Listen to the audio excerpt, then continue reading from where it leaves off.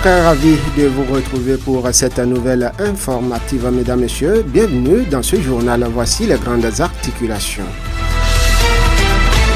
Célébration ce mardi 29 avril de l'an 2025 de la Journée internationale de la danse, une commémoration qui vise à valoriser le patrimoine chorégraphique national. En marge de cette célébration, la rédaction de Sota FM s'est intéressée à une danse d'origine bariba. On en parle dans ce journal. Pendant ce temps, de la culture à l'éducation, la rédaction de ce TFM s'est intéressée à la mise en place des jardins scolaires dans les écoles à cantine scolaire que vise une telle initiative du programme alimentaire mondial. Bruno Gakli nous édifiera davantage dans cette édition à travers un reportage. Et puis, nous nous intéresserons par ailleurs aux nourrices pour parler de comment nourrir son bébé. Grâce au lait produit en lait sain, nous sommes rapprochés d'une fonctionnaire à la retraite, une mère expérimentée. Vous l'assurez dans la session de l'information. D'autres informations seront également au rendez-vous, sans oublier à la boucle la revue de presse nationale, une présentation de Lukman Roukiou. C'est là pour les titres. Bonjour et bienvenue à tous. Sota Midi Magazine, le point de l'actualité de la journée sur ta radio. Sota FM, c'est maintenant et tout de suite. Bonjour à tous. La communauté internationale commémore ce mardi 29 avril de l'an 2025 la journée internationale de la danse. Célébrée depuis plusieurs années, tape et danse, c'est le thème retenu pour l'édition 2025 de cet événement qui invite à investir la rue en fêtant la danse. Cette journée vise à valoriser le patrimoine chorégraphique national et à rendre hommage aux pionniers du secteur tout en mettant en lumière la dynamique de la scène artistique contemporaine. C'est aussi une occasion de célébrer la danse, de se délecter et de l'universalité de cette forme d'art, de franchir toutes les barrières politiques, culturelles et ethniques et de rassembler les gens autour d'un langage commun, la danse. À l'occasion de la célébration de l'édition 2025, la rédaction de Sota FM s'est intéressée à une danse purement bariba. Il s'agit de la danse teke. Pour tout comprendre à propos de cette danse, suivez le reportage que nous propose Bruno Gakli.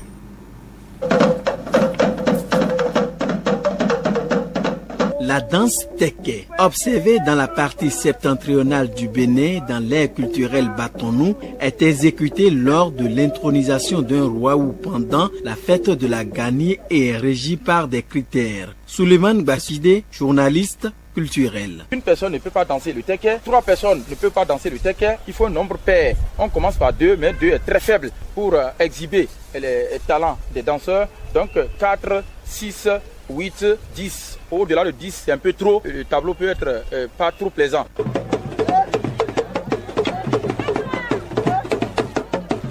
Agréable et bien acoustique, le mot teke est clarifié par Jacques Bagoudou, sage Batonou. C'est une danse bariba, c'est un mot bariba qui veut dire il faut taper, que ça résonne, que ça donne une certaine cadence. C'est pour cela que quand tu vois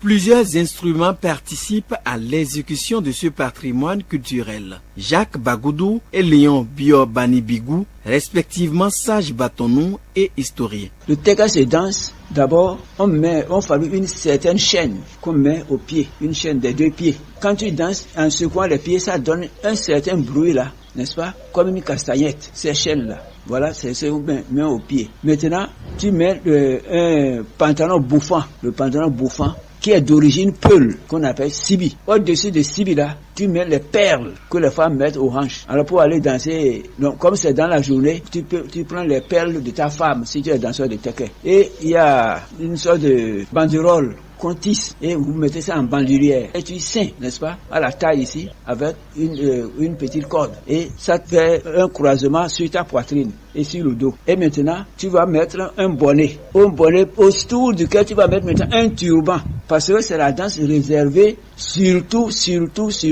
au chef. Il y a le bâton, il y a la chanson et quand vous voyez l'accoutrement, c'est généralement le vrai taquet au départ, c'est l'accoutrement de femme. Pourquoi la femme, c'est la grâce. Le rôle de la femme reste déterminant lors de cette danse, selon Maman Gogué Abdoulaye, griot et danseur du Teke à Parakou.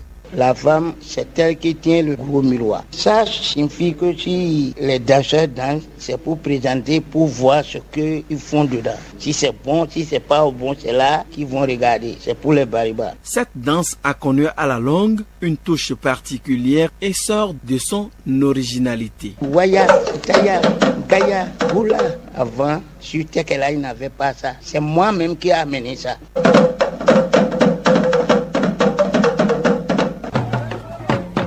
Au-delà de tout, la danse Teke révèle d'autres vertus. Léon Bio-Banibigou. C'est une danse éducative parce que toutes les paroles qu'on sort de là sont des paroles d'instruction pour parler au roi. Si par exemple un roi est sanguinaire, il y a des chansons qu'on conçoit pour que le roi, même s'il est attentif, qu'il entende. Si c'est un roi qu'on veut encourager à aller loin dans ses actes, il y a des chansons conçues pour ça. La vraie culture n'est rien d'autre que celle laissée par nos aïeux, le Teke. Loin d'être départi du bâton, restera plus que jamais collé à son peuple. Faisons vivre et revivre cette culture à la nouvelle génération consciente. De la culture, parlons éducation à présent. Et c'est toujours avec Bruno Gakli, l'initiative de la mise en place des jardins scolaires dans les écoles à cantines scolaires vise à soutenir les petits achats comme condiments et autres pour la cuisson des repas dans les cuisines et surtout avoir des repas qui contiennent assez de nutriments riches en protéines. En somme, comment mettre en place un jardin scolaire? Bruno Gakli s'est intéressé à la question. Voici son reportage. Pour faire de l'économie et pouvoir acheter quelques ingrédients de la cuisine ou acheter des protéines, il s'avère nécessaire de mettre en place les jardins scolaires. Eh bien, en amont, que faut-il avoir pour son jardin scolaire? Élément de réponse avec Paulin Achadé, animateur des cantines scolaires sur place dans la commune de Mananville. D'abord, il faut avoir une clôture en bon état pour empêcher les bêtes d'y entrer. À part cette clôture, il faut avoir à la disposition des écoles des graines, ce qu'il faut semer. À part ça, il faut avoir de l'eau en permanence. Et maintenant des matériaux, par exemple des arrosoirs, des pioches pour pouvoir travailler dans le jardin. Et ce n'est pas tout, il renchérit. La TDA, par exemple, cette année nous a fait un petit appui en nous donnant des semences d'oignons, de piments et de tomates. Ou bien les élèves eux-mêmes, s'ils en ont à la maison, ils apportent. Dans la mise en œuvre de cette politique dans les écoles à cantines scolaires, histoire de soulager un tant soit peu la bonne qualité des mets des enfants, il faut les jardins scolaires. Mais certaines écoles, notamment celles au cœur des villes, ne disposent pas d'espace pour se lancer. Mais pour coller à cette pratique, d'autres stratégies de culture sont faites. Il s'agit des jardins hors sol. Souebat Sabam, animatrice des cantines scolaires, nous en dit davantage. On réalise actuellement des jardins hors sol. On essaye de faire les jardins là au niveau des bidons. On divise le bidon en deux, on met nos terreaux dedans et les graines là, on essaie de les mettre pour que ça pousse, pour que ça fasse de pépinière. Et si ça fait, on essaie de les enlever et de mettre encore dans d'autres bidons pour leur donner d'espace. Et au fur et à mesure que ça grandit, on essaie de cueillir et préparer aux enfants pour qu'ils mangent de qualité. Mais à part les bidons, il y a aussi nos sacs de riz et de maïs ou bien le sac de pois jaune qu'on essaie de mettre du terreau dedans et le même processus se répète. On met les grains là-dedans et ça pousse et on essaie de cueillir les feuilles pour nourrir les enfants. Et mis à part ça, on peut aller négocier au niveau d'un parent, au sein de la communauté, négocier un espace. On peut faire aussi nos jardins hors de l'école, pas forcément dans l'école. On peut faire ça hors de l'école. Après cette mise en place d'un jardin scolaire, il faut nécessairement le suivi. Paulin Achadé. Avec le programme alimentaire mondial, c'est la communauté accompagnée de ces élèves-là. La communauté doit avoir ça, mais s'impliquer pleinement. Surtout pour la réalisation de la clôture. La communauté doit s'impliquer, surtout les membres du comité. Ils doivent s'impliquer. Maintenant, pour l'arrosage aussi, si le jardin est grand, s'il y a possibilité qu'on arrose avec des motopompes, la communauté aussi peut aider. Mais s'il n'y en a pas, les élèves s'en chargent. Il y a des enseignants dans les écoles qui sont les responsables des jardins, qui font le suivi avec ces élèves-là. Les communautés et d'autres personnes qui s'investissent dans les jardins scolaires sont périodiquement formées sur les bonnes pratiques de suivi des jardins scolaires, nous dira Paulin Achadé. Concernant la formation, là, le PAM aussi organise des formations de temps en temps. Et dans la communauté, ils choisissent un parent et un maître responsable du jardin là, qu'on forme. Parce qu'on ne peut pas appeler tout le monde pour la formation. Donc, ceux qui vont pour la formation, c'est à eux maintenant, au retour, de former leurs proches aussi pour que le jardin puisse marcher. Sans doute, l'importance de ces jardins scolaires aujourd'hui n'est plus à démontrer dans nos écoles, va souligner Paulin Achadé. Le jardin là peut être bien fait et on peut vendre même pour acheter des protéines animales. Ou soit, si l'école a son jardin, au lieu d'aller acheter de l'oignon au marché, on ne va plus acheter de l'oignon. Ou soit, au lieu d'aller acheter de piment, on ne va plus faire. Donc, ça permet d'économiser ces sous-là pour plus investir dans les protéines animales. Donc, j'invite la communauté à nous aider. C'est pour nos enfants.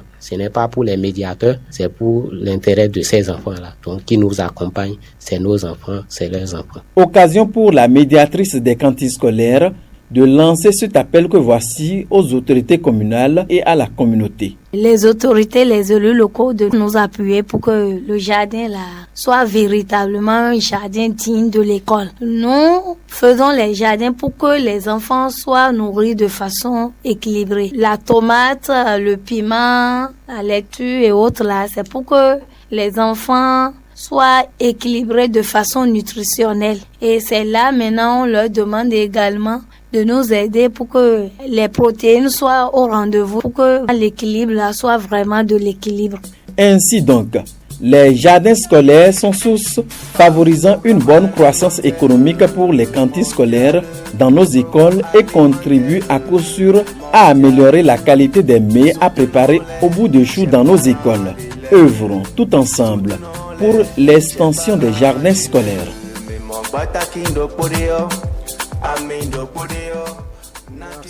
Merci à vous Bruno Gakli pour ces reportages. Autre volet de l'actualité, l'allaitement maternel consiste pour une femme à nourrir son bébé grâce au lait produit par le sein. Il existe cependant plusieurs positions à adopter par la nourrice pour allaiter son nourrisson, car si le bébé est correctement installé, il aura une bonne prise du sein et laitera efficacement. Suivez pour plus de précision Claire Sobossi, fonctionnaire à la retraite et une maman expérimentée.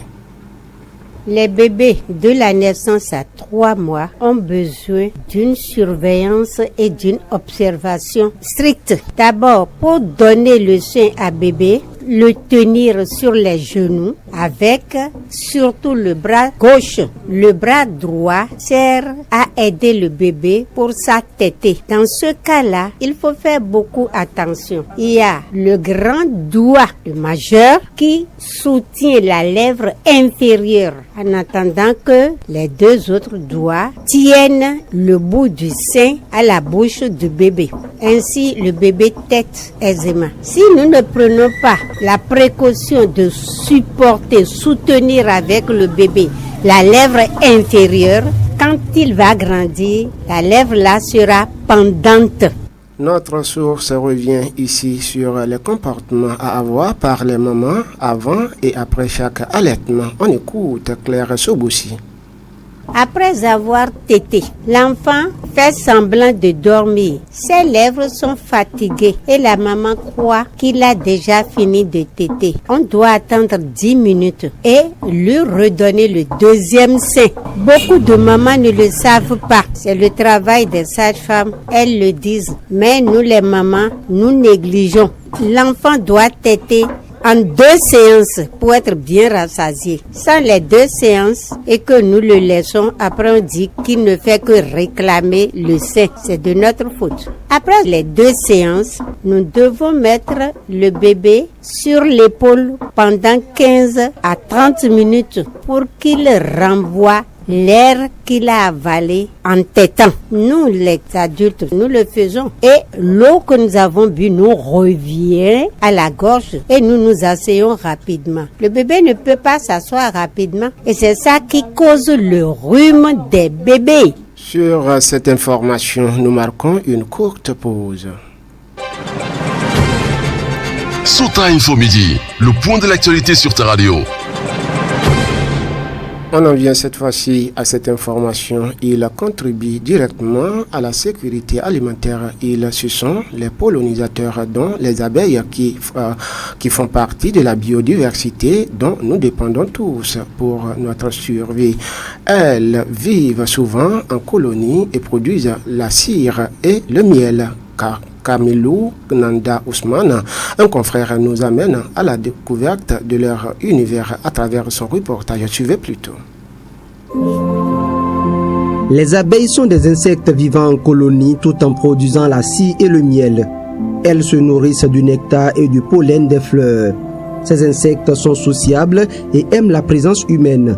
C'est ce que nous explique Moussa Tamou, spécialiste des ressources naturelles.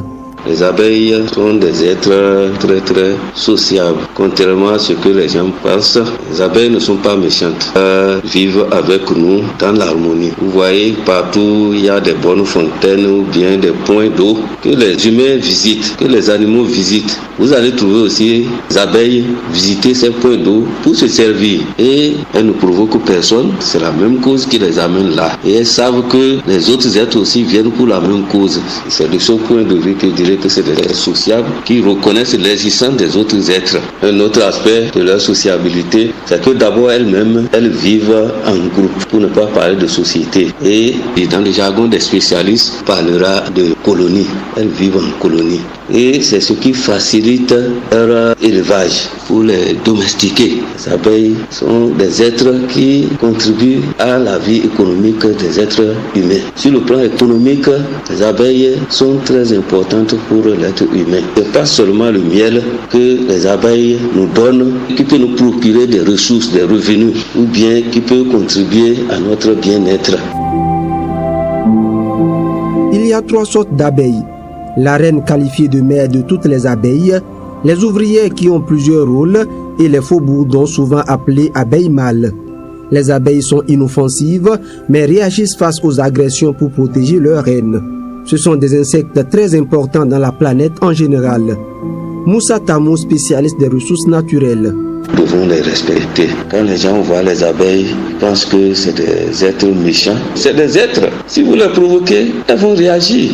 Parce que pour rien, les abeilles ne vont pas vous attaquer. Si vous voyez l'abeille attaquer, c'est pour une cause. C'est pour une cause. Soit vous avez passé là où elles ont quelque chose de précieux, peut-être que leur reine est quelque part et vous approchez. Elles enveloppent souvent leur reine. Mais quand elles constatent que la reine est en insécurité, elles deviennent furieuses. Donc elles sont comme tous les autres êtres et nous devons les respecter, ne pas les diaboliser, qu'elles ne sont pas méchantes. Elles vivent en harmonie avec tous les autres êtres de la nature et elles sont plus importantes que tous les êtres qu'il y a dans la nature. Selon notre conception, que les abeilles sont les êtres les plus importants de la vie de la planète en général. Les abeilles réagissent souvent à une agression. Leur piqûre tourne parfois au drame. Pourtant, des spécialistes défendent le caractère inoffensif de ces insectes qui produisent du miel s'ils ne sont pas menacés. Que faire en cas d'attaque d'abeilles? Voici ce que recommande Sariki Nyantamou, apiculteur. Lorsque des abeilles vous attaquent, la première des choses, il faut courir. Et après 30 km/h, même moins, après 20 km/h, l'abeille ne peut plus piquer. Donc, vous courez et il faut aller jusqu'à 400 mètres. Nos abeilles peuvent vous poursuivre jusqu'à 200-300 mètres. Mais après 400 mètres, non. Donc, il faut courir pour sortir de leur champ d'action. Ça, c'est la première réaction à faire. Il ne faut pas chercher à les tuer. Il ne faut pas chercher à se défendre sur place. Et les gens disent qu'il faut se coucher coucher par terre, je crois que c'est faux. Il faut courir. Et si vous avez quelqu'un qui est attaqué par les abeilles, vous avez une moto, prenez-le sur la moto et gazez un peu, faites la vitesse. Vous allez voir, même si elles sont autour là, elles ne peuvent plus piquer. Et si vous dépassez les 400 mètres, vous allez voir, elles vont repartir. En Europe, après 20 mètres, 30 mètres déjà, les abeilles ne vous poursuivent plus. Mais chez nous, pour le moment, c'est jusqu'à 400 mètres pour être hors de leurs rayons. L'apiculture est la discipline liée à l'élevage des abeilles pour la production du miel. L'apiculteur bénéficie également d'autres éléments, notamment la scie, la gelée royale et autres. Ces abeilles constituent une source économique pour l'apiculteur. Sariki Nyantamou. Aujourd'hui, nous avons constaté avec les travaux scientifiques que l'apiculteur n'a pas seulement que le miel à travers les abeilles. Il y a les autres produits. Il y a par exemple la cire qui est un élément alimentaire. On peut aussi l'utiliser pour beaucoup de choses. Il y a la propolis, il y a le pollen, il y a le venin, il y a le pollen. Il y a la gelée royale qu'on peut aussi tirer des abeilles. Les abeilles sont d'une importance capitale pour la préservation de notre écosystème. Il convient donc de les protéger.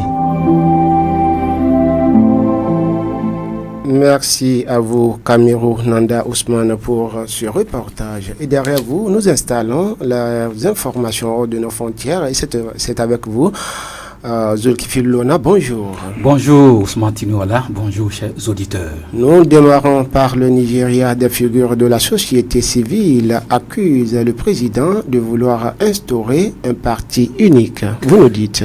Au Nigeria, 18 figures de la société civile ont publié ce 27 avril 2025 une lettre ouverte accusant le chef de l'État de vouloir instaurer un parti unique en cause des ralliements à l'APC au pouvoir que signataires lient à la peur et des pressions qu'exercerait le pouvoir pour renforcer sénateurs, gouverneurs et députés de l'opposition à rejoindre le parti majoritaire. On fait un tour au Mali, cette fois-ci, ouverture de la phase nationale des consultations sur l'avenir des petits politiques.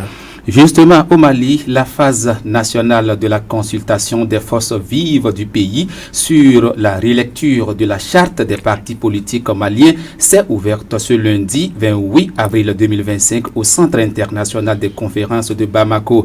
Les travaux qui viennent clore un travail initié les 16 et 17 avril dernier à l'échelle régionale se poursuivront jusqu'à ce jour mardi. Les légitimités traditionnelles ou religieuses notamment, ainsi que les Maliens établis à l'extérieur sont invités à formuler des propositions pour réduire le nombre de partis politiques en encadrant leur financement. Mais la classe politique dénonce depuis plusieurs semaines une mise en scène destinée à les faire disparaître.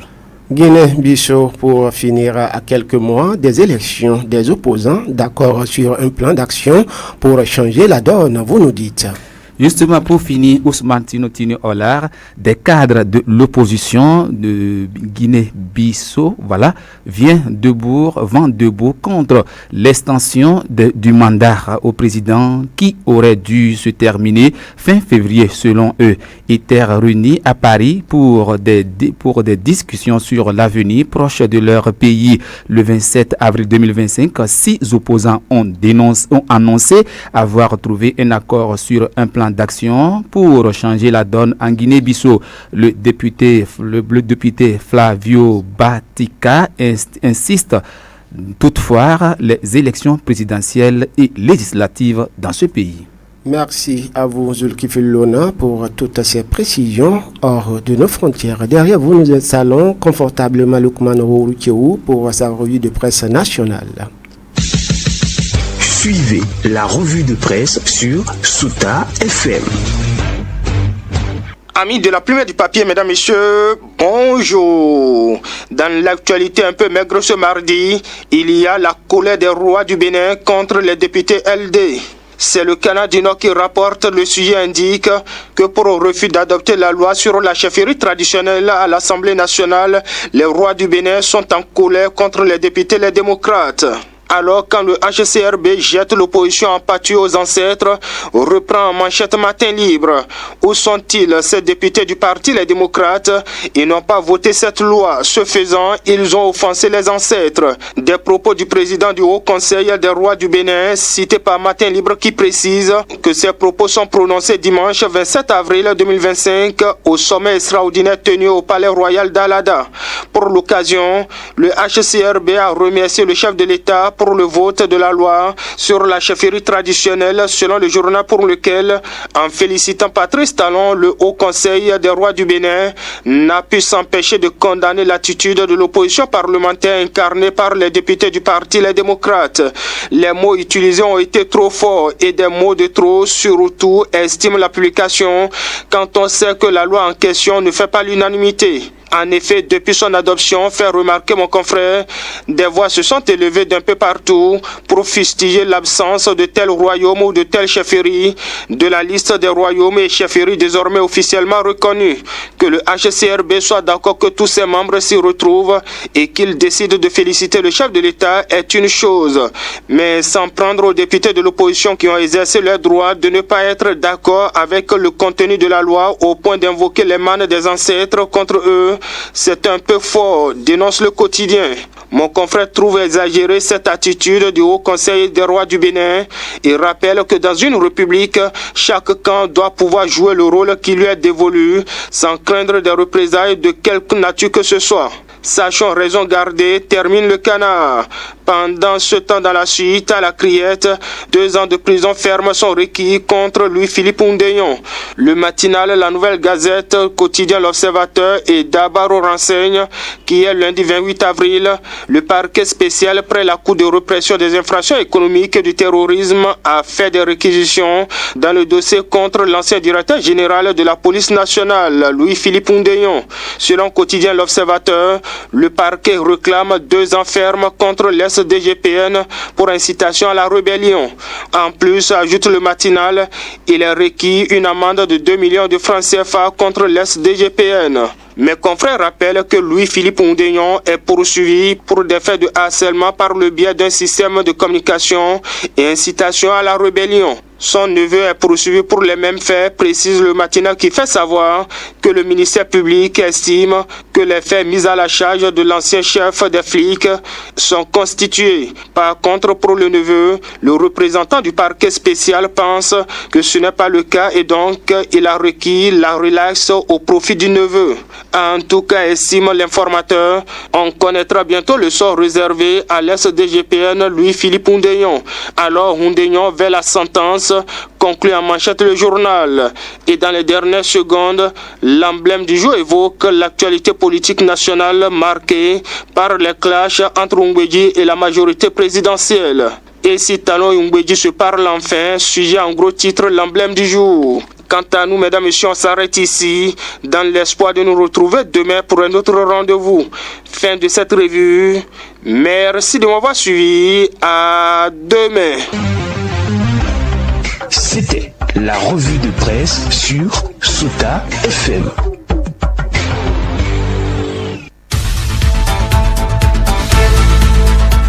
Ainsi se referme également cette livraison de l'actualité. Merci de nous avoir suivis. Aboubakar Doko aux manipulations techniques, Ousmane Tinola pour la présentation. C'est mon nom. D'ici là, portez-vous bien. Au revoir. C'était Sota Midi Magazine, le rendez-vous informatif de la